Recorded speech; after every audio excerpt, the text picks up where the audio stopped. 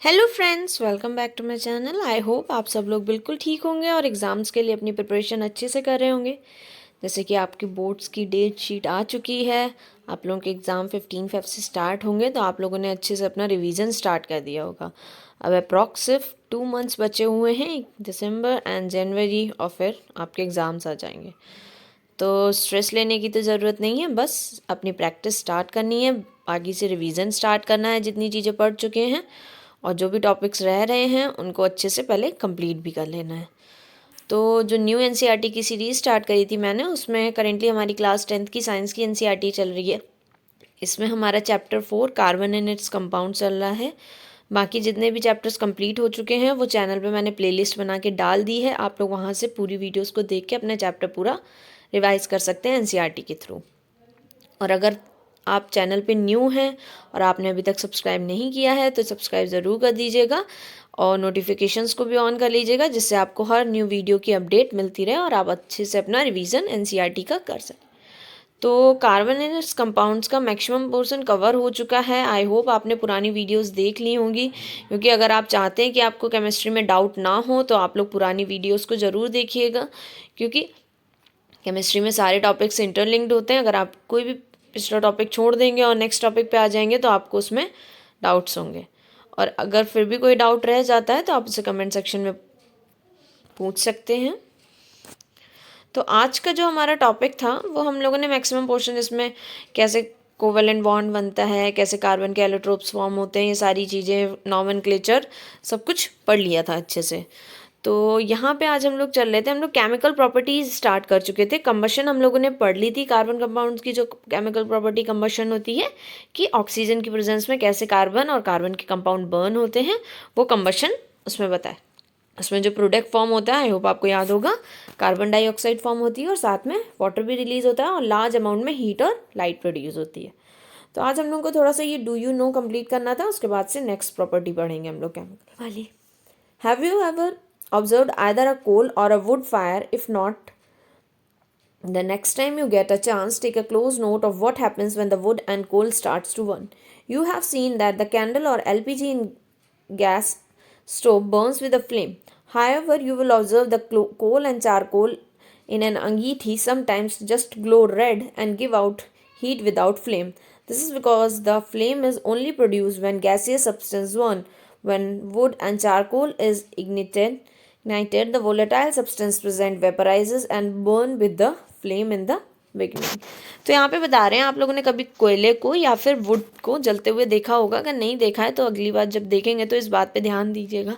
जब भी कोयला या वुड बर्न करता है तो आपने देखा होगा ना, उसमें इतनी ज़्यादा मतलब जो होती है फ्लेम बहुत ज़्यादा हाई, बहुत बड़ी नहीं होती है, ठीक है।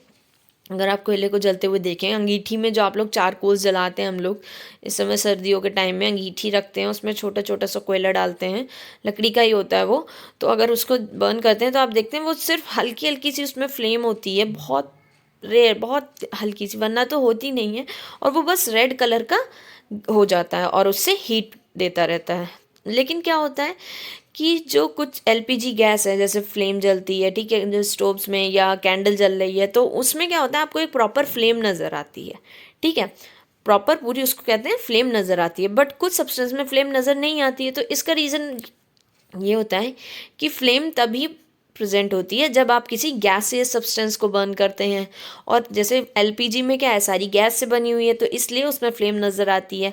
बट जब वुड और चारकोल को आप जलाते हैं तो उसमें जो वोलेटाइल सब्सटेंस प्रेजेंट होते हैं ना, तो क्या होता है, इसके यहाँ पे कह रहे हैं, when the wood and charcoal is ignited, the volatile substance present vaporizes and burn with the flame in the beginning. Starting में वो जल के पूरा क्या होता है, एकदम से वेपराइज हो जाते हैं। स्टार्टिंग में थोड़ी सी फ्लेम प्रोड्यूस होती है और पूरे वो वेपराइज हो जाते हैं, और बाद में सिर्फ हल्का हल्का सा वो रेड रेड करके हीट प्रोड्यूस करता रहता है, ठीक है।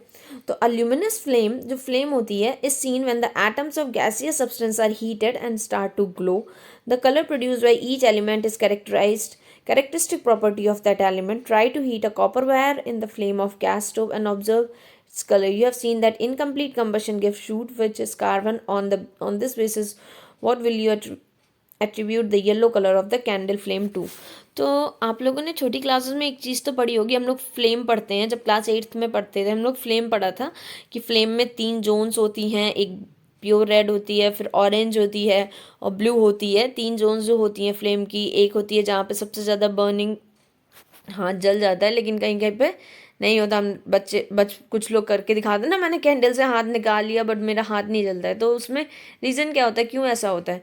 तो जब आप लोग फ्लेम पढ़ते हैं ना, तो उसमें देखते हैं 3 जो अलग अलग उसकी जोन होती हैं, उसमें क्या होता है कि अगर प्रॉपर सप्लाई ऑक्सीजन की मिल रही होती है, मैंने आपको पहले बताया कि अगर प्रॉपर सप्लाई ऑक्सीजन की मिल रही होती है तो कैसी फ्लेम प्रोड्यूस होती है, ब्लू कलर की फ्लेम प्रोड्यूस होती है। अगर प्रॉपर सप्लाई ऑक्सीजन की नहीं मिलती है तो येलो या फिर रेड फ्लेम प्रोड्यूस होती है। तो उसी बेसिस पे जो कैंडल में जो फ्लेम होती है उसमें भी 3 जोन्स हो जाती हैं, किस बेसिस पे कि कैसी उसे ऑक्सीजन की सप्लाई मिल रही है। तो यहाँ पे बता रहे हैं कि अगर आप कॉपर वायर को जला के देखेंगे तो उसमें आपको जो फ्लेम कलर नज़र आएगा, फ्लेम उसमें जब कॉपर वायर बर्न होगा तो किस बेसिस पे पता करेंगे आप लोग कि ये इनकम्प्लीट कंबशन है या कंप्लीट कंबशन है। और दूसरी चीज़, यहाँ पे अगर इनकम्प्लीट कंबशन हो रहा होता है ना किसी सब्सटेंस का, तो उसमें शूट प्रोड्यूस होता है। शूट प्रोड्यूस होने का मतलब है जो काला काला सब्सटेंस जाके निकलता है, दिखता है आपको, देखते होंगे आप लोग कभी कोई चीज़ आप बर्न करें तो अगर किसी उसके ऊपर कुछ आप एक कार्डबोर्ड लगा दीजिए, कैंडल जल रही है, ठीक है, कैंडल के ऊपर थोड़े ऊपर जहाँ से वो बर्न ना हो कार्डबोर्ड, उसको लगा दीजिए, फिर आप देखेंगे एक ब्लैक शूट डिपॉजिट हो जाता है उस पे कार्डबोर्ड पे। तो वो क्या होता है, वो कुछ नहीं, वो कार्बन ही होता है जो बर्न नहीं हो पाता है, ठीक है। तो ये हो जाता है इनकम्प्लीट कंबशन में। तो ये आपको समझ में आ गया होगा कि जब कोई चीज़ बर्न होती है तो उसमें फ्लेम क्यों होती है, और दूसरी चीज़ फ्लेम तब होती है जब कोई गैसीय सब्सटेंस बर्न हो रहा होता है।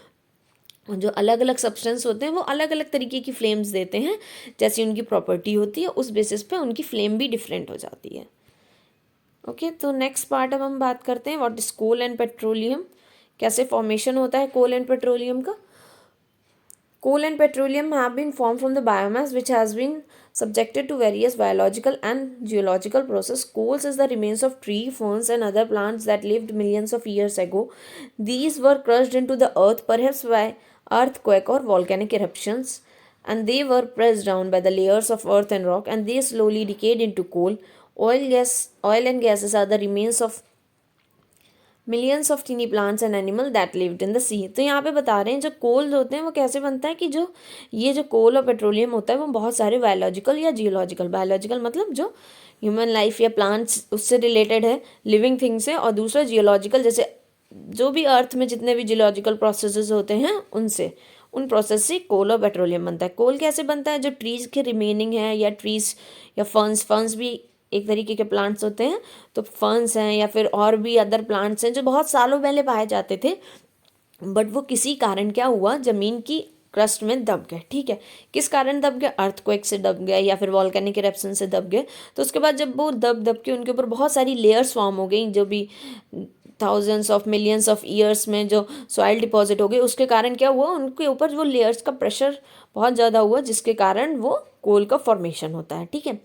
दूसरी बात बता रहे हैं यहाँ पे, दे स्लोली डिकेड इनटू कोल। ये एक बहुत लंबा प्रोसेस होता है, बहुत मिलियंस ऑफ ईयर्स लगते हैं कोल और पेट्रोलियम को फॉर्म होने के लिए, इसीलिए हम लोग इसको कहते हैं ना, इसको हम लोग को प्रॉपर तरीके के सस्टेनेबल तरीके से इसका यूज़ करना चाहिए, क्योंकि इसमें मिलियंस ऑफ ईयर लगते हैं न्यू कोल के या पेट्रोलियम के फॉर्मेशन के।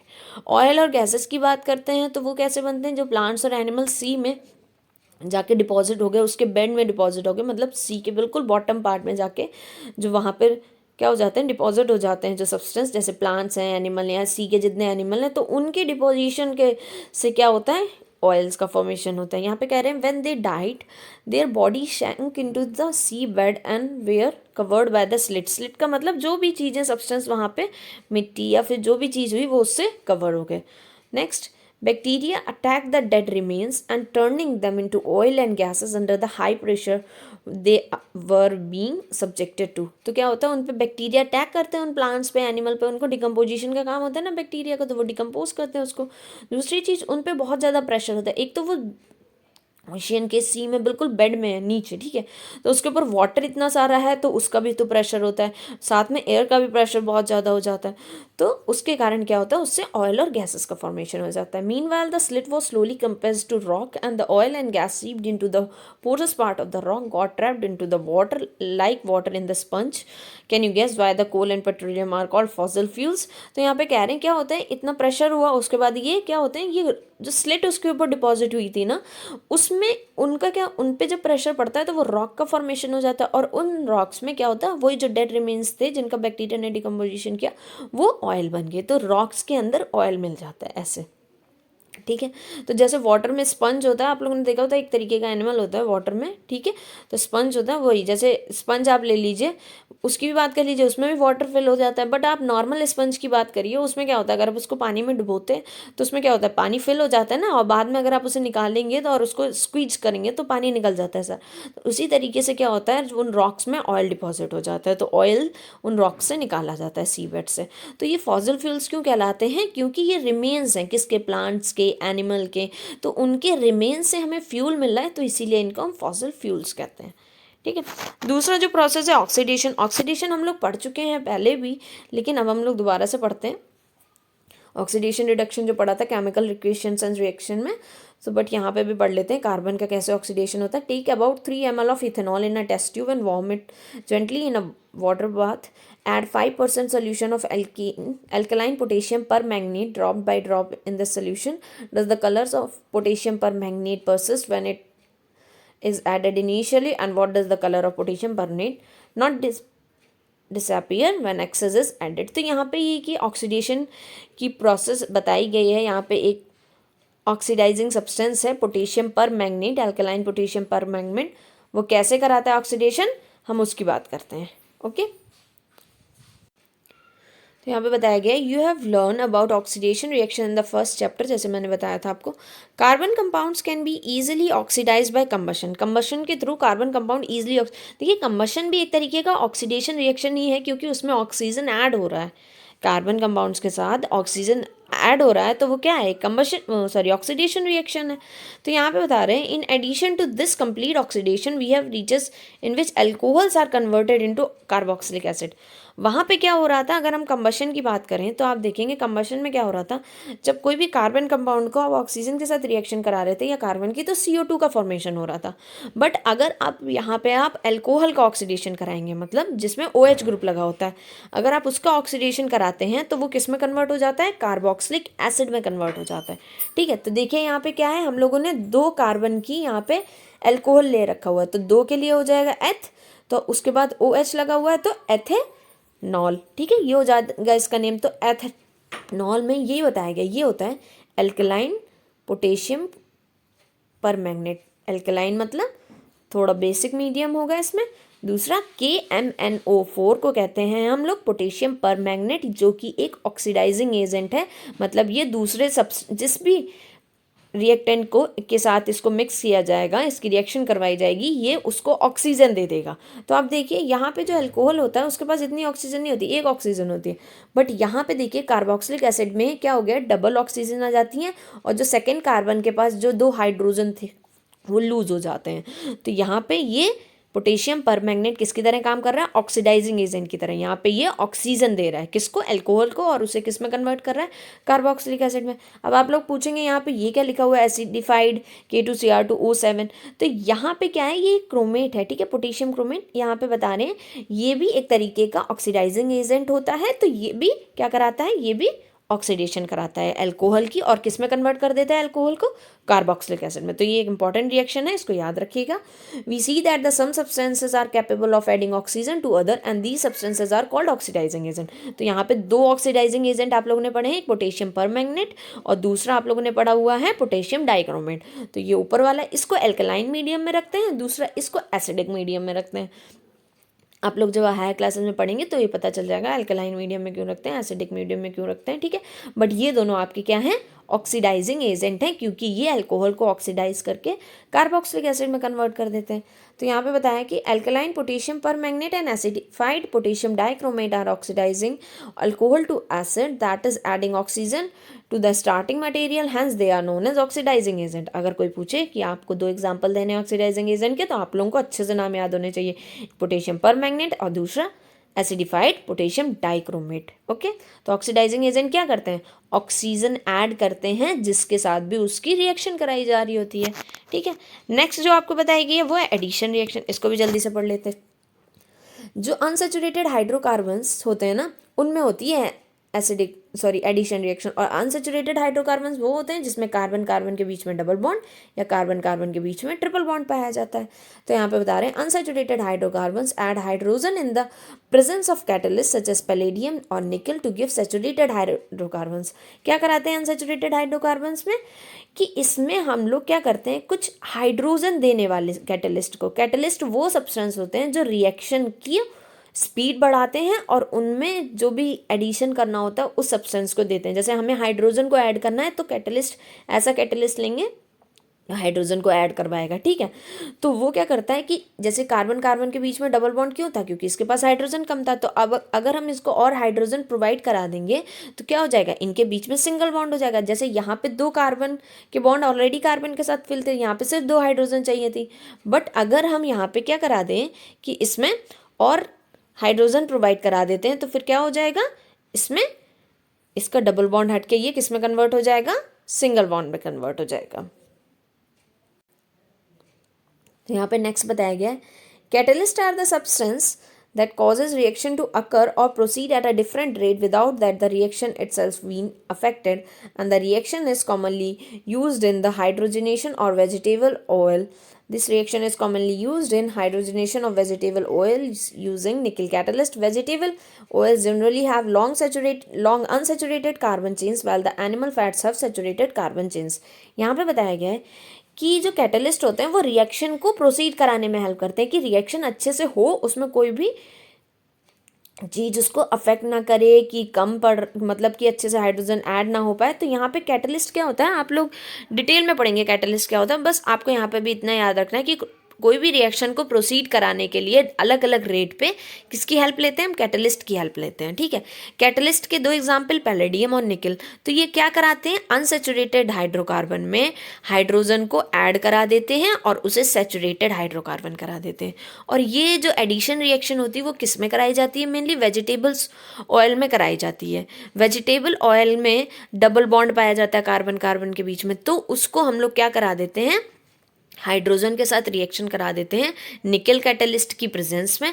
तो क्या हो जाता है, वो एनिमल फैट्स में क्या हो जाता है, उसमें क्या हो जाता है, कन्वर्ट हो जाता है, जिसमें कार्बन कार्बन के बीच में सिंगल बॉन्ड होता है। तो वो अनसेचुरेटेड हाइड्रोकार्बन को सेचुरेटेड हाइड्रोकार्बन में कन्वर्ट कर देता है।